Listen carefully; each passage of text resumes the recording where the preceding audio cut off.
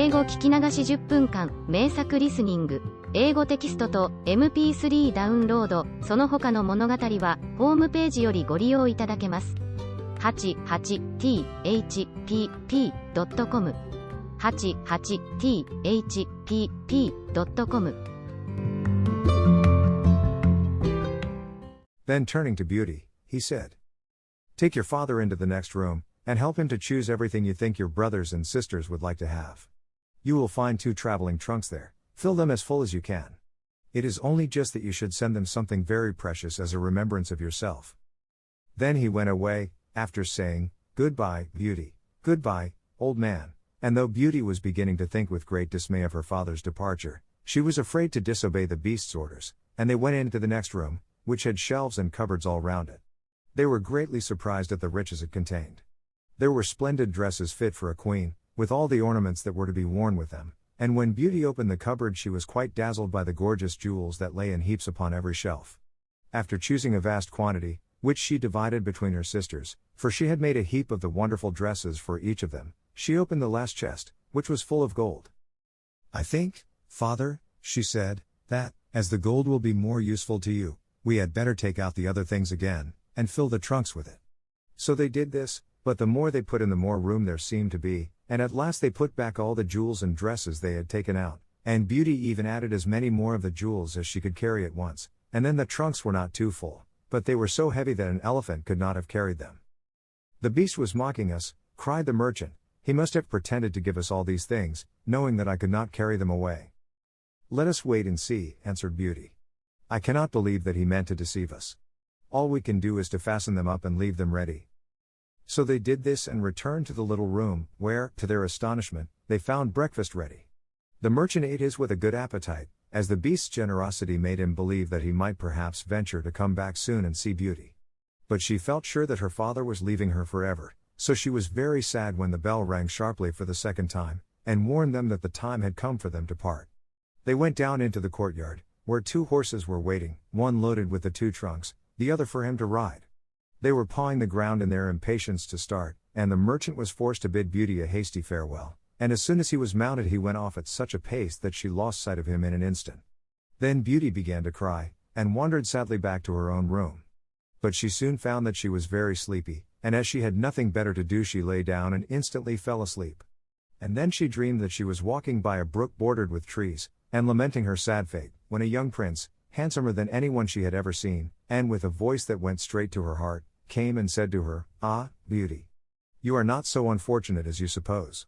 Here you will be rewarded for all you have suffered elsewhere. Your every wish shall be gratified. Only try to find me out, no matter how I may be disguised, as I love you dearly, and in making me happy you will find your own happiness. Be as true-hearted as you are beautiful, and we shall have nothing left to wish for." "What can I do, Prince, to make you happy?" said Beauty. "Only be grateful," he answered, "and do not trust too much to your eyes. And, above all, do not desert me until you have saved me from my cruel misery." After this she thought she found herself in a room with a stately and beautiful lady, who said to her, "Dear Beauty, try not to regret all you have left behind you, for you are destined to a better fate. Only do not let yourself be deceived by appearances." Beauty found her dream so interesting that she was in no hurry to awake, but presently the clock roused her by calling her name softly 12 times, and then she got up and found her dressing table set out with everything she could possibly want, and when her toilet was finished she found dinner was waiting in the room next to hers. But dinner does not take very long when you are all by yourself, and very soon she sat down cozily in the corner of a sofa, and began to think about the charming prince she had seen in her dream. "He said I could make him happy," said Beauty to herself. "It seems, then, that this horrible beast keeps him a prisoner. How can I set him free? I wonder why they both told me not to trust to appearances? I don't understand it. But, after all, it was only a dream, so why should I trouble myself about it? I had better go and find something to do to amuse myself." So she got up and began to explore some of the many rooms of the palace. The first she entered was lined with mirrors, and Beauty saw herself reflected on every side, and thought she had never seen such a charming room.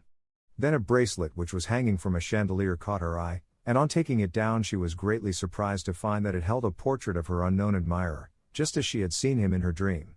With great delight she slipped the bracelet on her arm, and went on into a gallery of pictures, where she soon found a portrait of the same handsome prince, as large as life, and so well painted that as she studied it he seemed to smile kindly at her.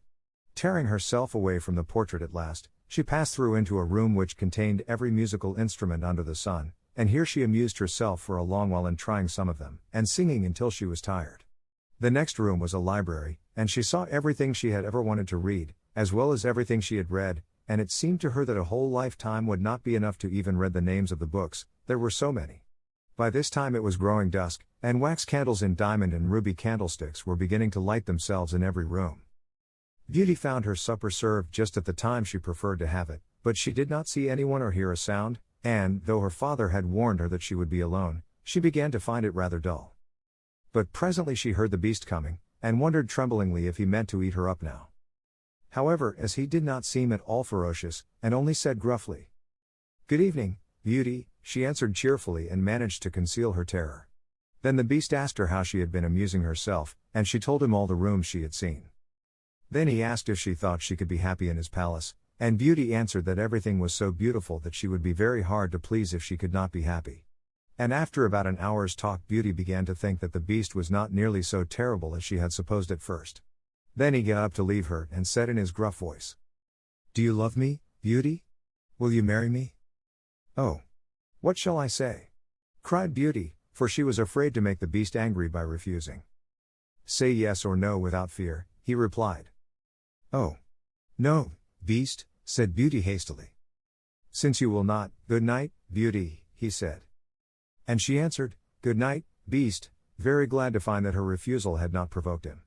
And after he was gone she was very soon in bed and asleep, and dreaming of her unknown prince. She thought he came and said to her, "Ah, Beauty! Why are you so unkind to me?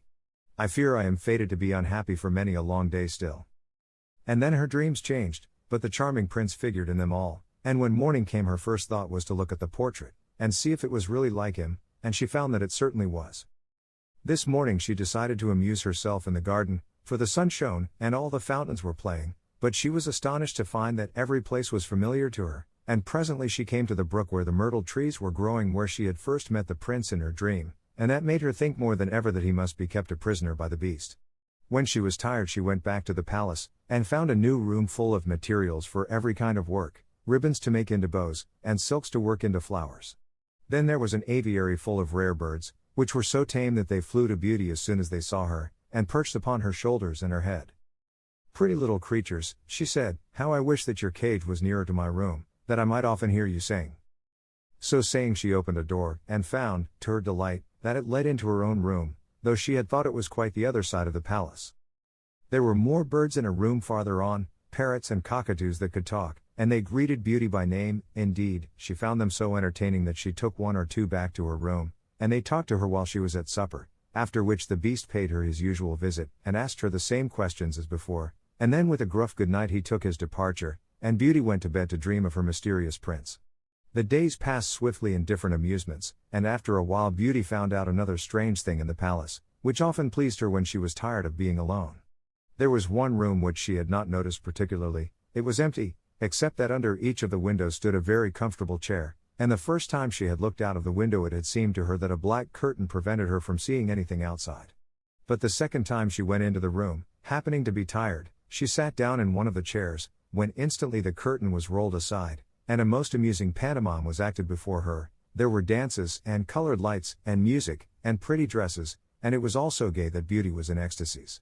After that she tried the other 7 windows in turn, and there was some new and surprising entertainment to be seen from each of them, so that Beauty never could feel lonely any more.